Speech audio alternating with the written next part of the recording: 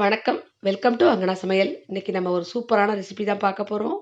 பச்சை பயிறு இனிப்பு அடை. இது ரொம்ப ரொம்ப டேஸ்ட்டா இருக்கும் சாப்பிடுறதுக்கு. அது மட்டும் இல்லாம பச்சை பயிறுல உங்களுக்கு அதிக புரோட்டீன் இருக்கிறதுனால, அடிக்கடி நம்ம ஏதோ ஒரு விதத்தில செஞ்சு எடுத்துக்கிட்டோம்னா, உடலுக்கும் ரொம்ப ஹெல்த்தியா இருக்கும். குழந்தைங்களுக்கெல்லாம் அடிக்கடி இது மாரி செஞ்சு குடுக்கலாம். ரொம்ப டேஸ்ட்டாவும் இருக்கும். இப்ப நம்ம வாங்க எப்படி செய்யுதுன்னு பார்க்கலாம். நீங்க இதுவரைக்கும் நம்ம சேனல சப்ஸ்கிரைப் பண்ணலைன்னா, மறக்காம சப்ஸ்கிரைப் பண்ணிக்கங்க. இப்ப வாங்க எப்படி செய்யுதுன்னு பார்க்கலாம்.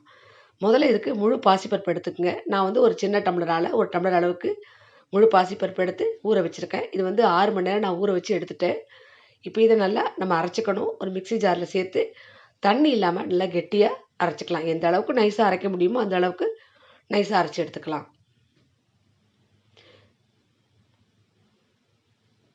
இப்போ நான் இத அரைச்சு எடுத்துட்டேன். இந்த அளவுக்கு நைஸா அரைச்சிருக்கேன் பாருங்க. தண்ணி இல்லாம நல்லா கெட்டியா இருக்கு. இப்போ இத நம்ம வேற ஒரு பவுல்ல மாத்திக்கலாம்.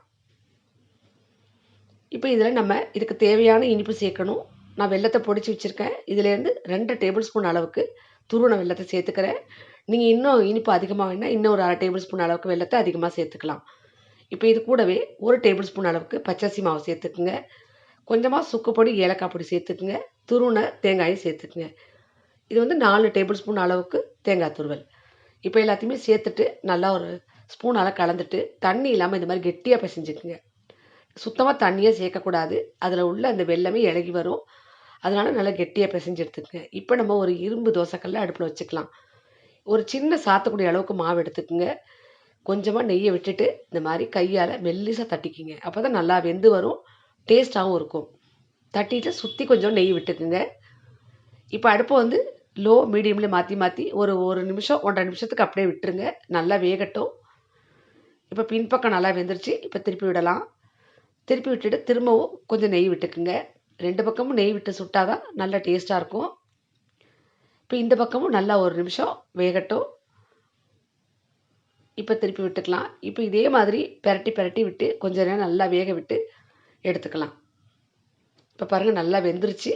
இப்போ நம்ம இந்த அடையை எடுத்துடலாம். இப்போ நம்ம திரும்பவும் இன்னொரு அடையை சுட்டுக்கலாம். அதே மாதிரி ஒரு சின்ன சாத்துக்குடி அளவுக்கு மாவு எடுத்துக்கிட்டு இது மாதிரி மெல்லிசாக தட்டிக்கிங்க. கனமாக தட்டாதீங்க.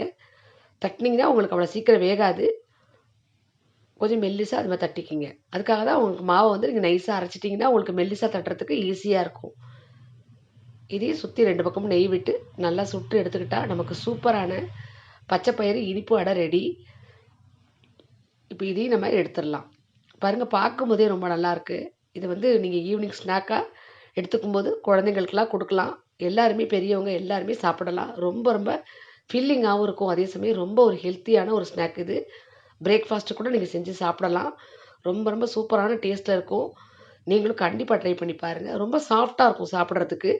இந்த வீடியோ உங்களுக்கு பிடிச்சிருந்ததுன்னா, மறக்காமல் நம்ம சேனலை சப்ஸ்கிரைப் பண்ணுங்கள், லைக் பண்ணுங்கள், ஷேர் பண்ணுங்கள், கமெண்ட் பண்ணுங்கள், ஹைப் பண்ணுங்கள். நன்றி, வணக்கம்.